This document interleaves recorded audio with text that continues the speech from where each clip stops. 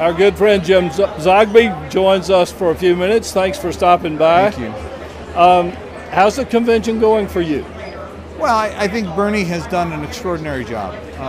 It was heroic, I think, to having waged the fight that he waged and having been treated as badly as I think he was by the party. The fact that he had the courage to come forward and say, let's just call this an end and let's not continue it, and to urge his folks to follow suit, I think was actually a very noble and a courageous move on his part.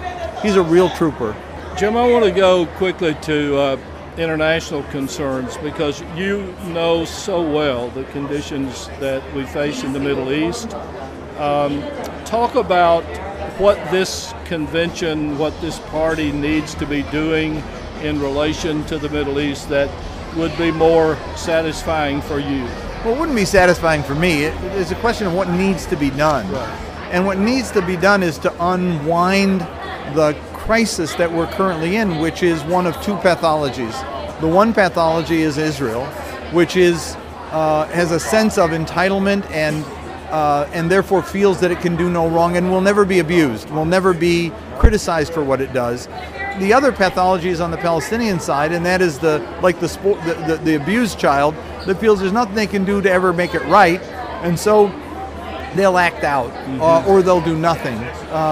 The result is that you have this downward spiral with Israel building more settlements, being more repressive, taking more measures against Palestinians, and Palestinians responding sometimes violently and sometimes in horrific ways. Yeah. What needs to happen is an adult needs to enter into the mix and say to the spoiled child, stop, and to the abused child, I'm going to pay attention to you for the first time and consider your needs.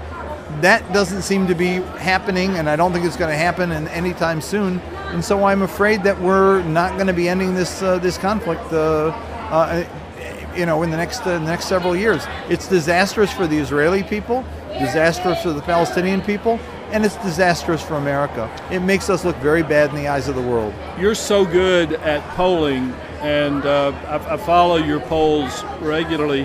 Have we made any progress over the last 4 to 8 years? Well, in terms of America and the region, yes. Obama has still a higher favorable rating than George Bush ever had, thank God. Yeah. But the people in the Arab world do not trust America, do not trust American leadership, and do not believe that we consider their needs in making our decisions.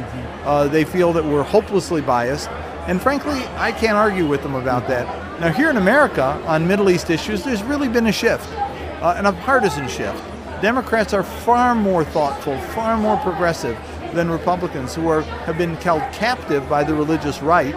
And Democrats, I think, have a much more open view and a more balanced view of Israel, Palestine, and what America ought to be doing.